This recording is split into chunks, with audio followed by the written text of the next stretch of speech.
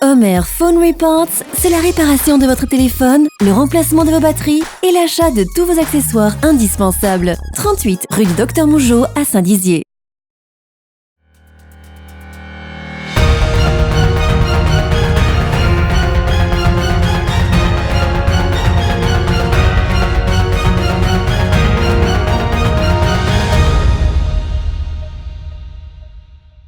Bonsoir à tous, vendredi 8 novembre, soyez les bienvenus dans votre journal week-end. Voici les titres.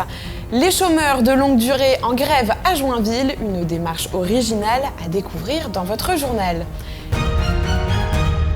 Et puis nous vous présenterons un outil numérique pour aiguiller les jeunes vitrias dans leurs démarches administratives.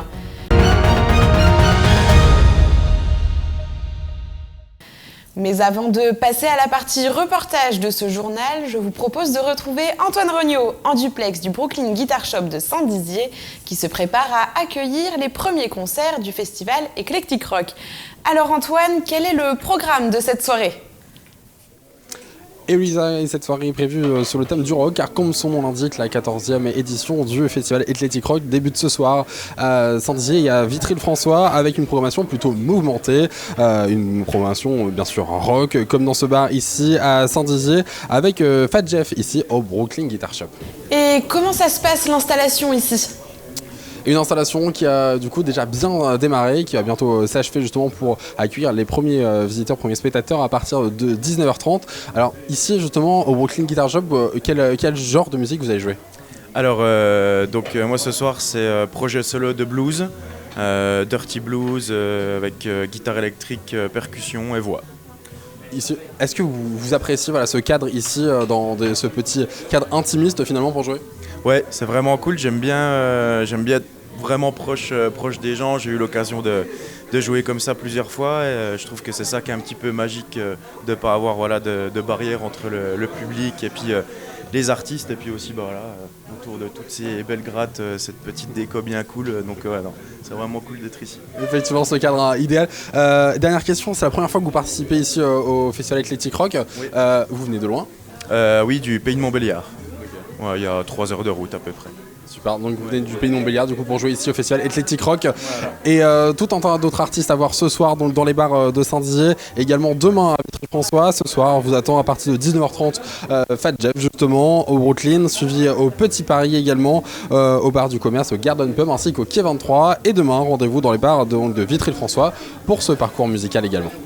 Merci beaucoup Antoine, et sachez également que Puissance Télévision vous fera revivre dans un prochain reportage ce parcours musical dans les bars bragards. Toute autre chose maintenant, ils en ont marre d'être au chômage et ils sont bien décidés à se faire entendre. Je parle des chômeurs de longue durée du secteur de Joinville.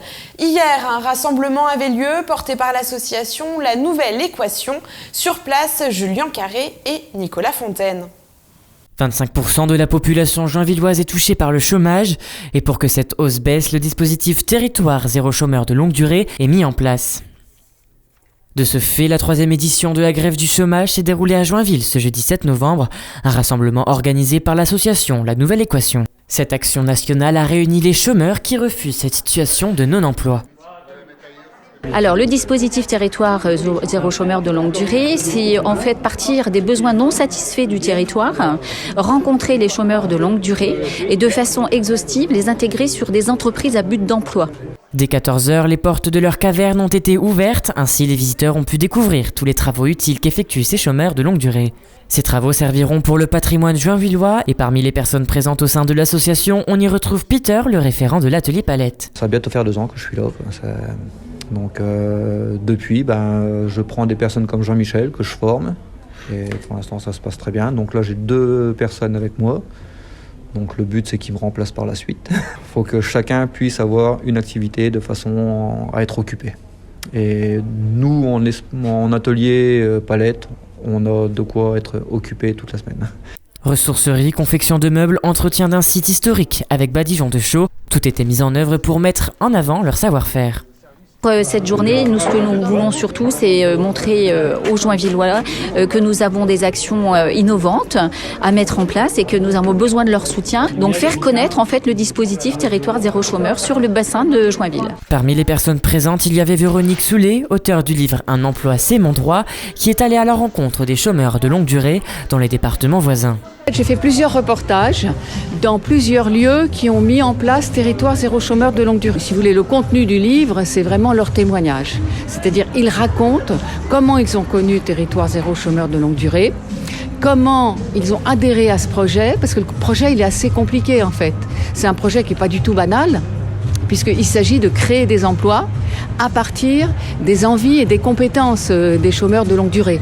Pour le moment, le projet Territoire Zéro Chômeur de longue durée est en attente du vote de la loi qui les autorisera à démarrer et créer les entreprises. Pour la présidente, cette loi ne sera pas votée avant 2020.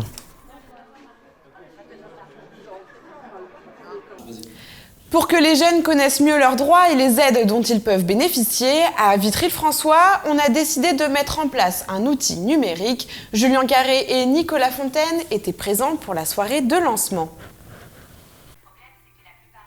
Le dispositif national La Boussole des Jeunes a été lancé ce mardi 5 novembre à Vitry-le-François. Au total, 3 boussoles sont déjà implantées dans le Grand Est, à Mulhouse, à Reims et à présent dans le pays vitryat. C'est un nouveau dispositif qui va se compiler avec ce qui existe. C'est pas un dispositif en plus, mais c'est un partenariat avec les différents partenaires du pays vitryat. Donc le jeune va pouvoir interroger un service administratif et celui-ci s'engage à lui répondre dans un délai de 3 jours. Il le rappelle. L'objectif de ce dispositif est simple, mettre en contact les jeunes d'un territoire avec un réseau de services pour l'emploi, la formation, le logement ou encore la santé.